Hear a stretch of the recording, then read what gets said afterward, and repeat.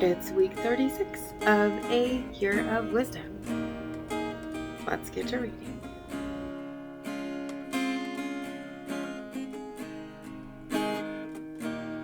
Day 249.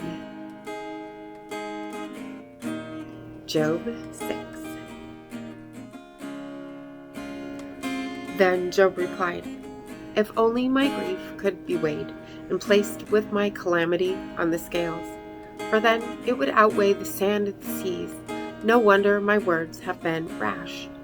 For the arrows of the Almighty have pierced me. My spirit drinks in their poison. The terrors of God are arrayed against me. Does a wild donkey bray over fresh grass, or an ox low over its fodder? Is tasteless food eaten without salt? Or is there flavor in the white of an egg? My soul refuses to touch them. They are loathsome food to me. If only my request were granted and God would fulfill my hope, that God would be willing to crush me, to unleash his hand and cut me off. It still brings me comfort and joy through unrelenting pain that I have not denied the words of the Holy One. What strength do I have that I should still hope? What is my future that I should be patient? Is my strength like that of a stone, or my flesh made of bronze? Is there any help within me now that success is driven from me? A despairing man should have the kindness of his friend, even if he forsakes the fear of the Almighty. But my brothers are as faithless as wadis, as seasonal streams that overflow, darkened because of the ice and the inflow of melting snow, but ceasing in the dry season and vanishing from their channels in the heat. Caravans turn aside from their routes. They go into the wasteland and perish. The caravans of Tema look for water. The travelers of Sheba hope to find it. They are confounded because they had hoped. Their arrival brings disappointment. For now you are of no help. You see terror and you are afraid. Have I ever said, "Give me something"? Offer me a bribe from your wealth. Deliver me from the hand of the enemy. Redeem me from the grasp of the ruthless. Teach me and I will be silent. Help me understand how I have erred, how painful are honest words. But what does your argument prove? Do you intend to correct my words and treat as wind my cry of despair? You would even cast lots for an orphan and barter away your friend. But now please look at me. Would I lie to your face? Reconsider. Do not be unjust. Reconsider, for my righteousness is at stake. Is there iniquity on my tongue? Can my mouth not discern malice?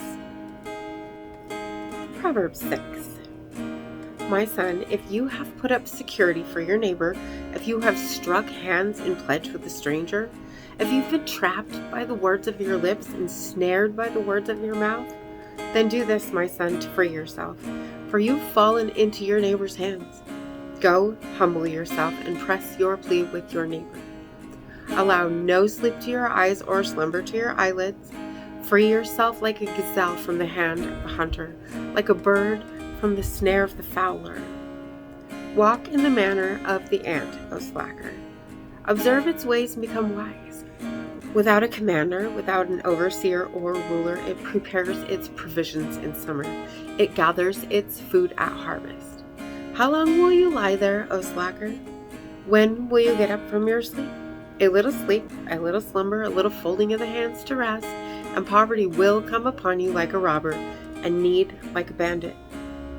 A worthless person, a wicked man, walks with a perverse mouth, winking his eyes, speaking with his feet, and pointing with his fingers. With deceit in his heart, he devises evil. He continually sows discord. Therefore, calamity will come upon him suddenly. In an instant, he will be shattered beyond recovery.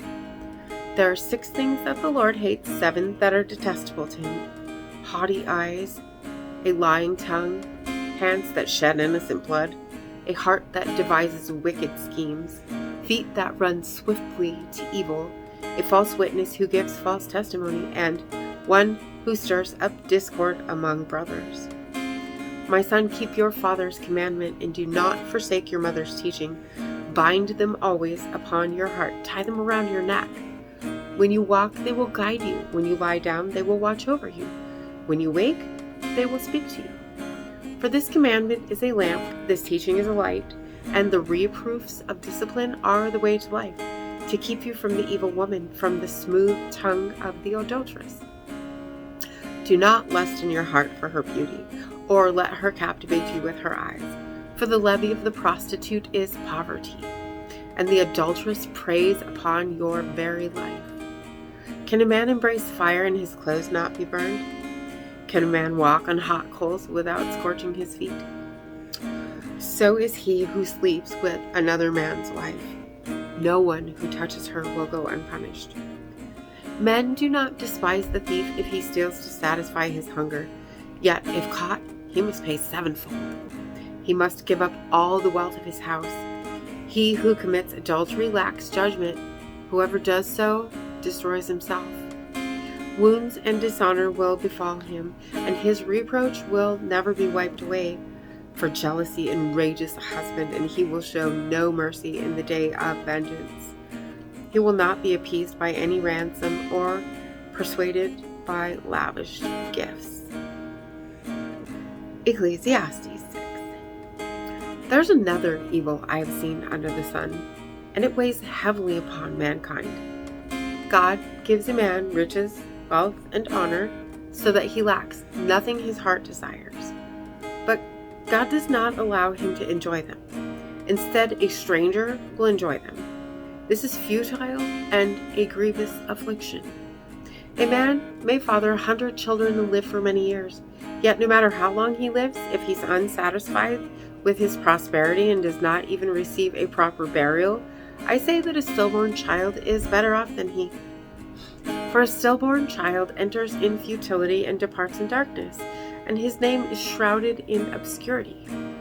The child, though neither seeing the sun nor knowing anything, has more rest than that man, even if he lives 1,000 years twice over but fails to enjoy his prosperity.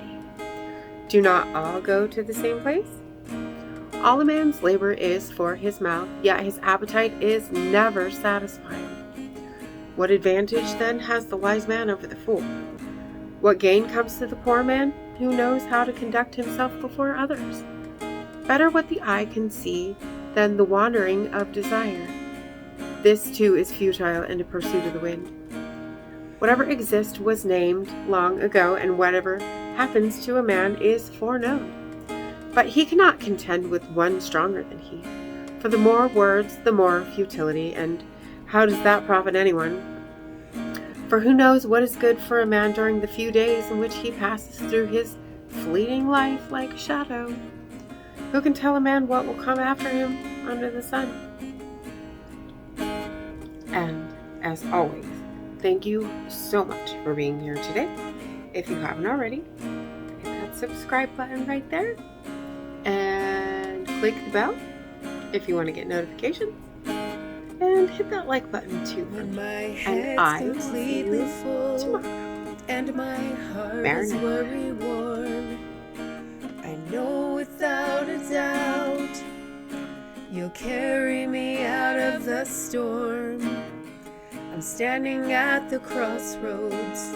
I'm lost without a clue. I need a big pink neon sign to show me what to do. I thank you, Lord.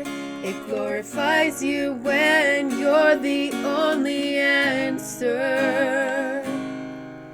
I praise you, Lord, for holding what's too much for me. And I'm amazed by you, Lord, because nothing's too big and nothing's too small to lay at your feet.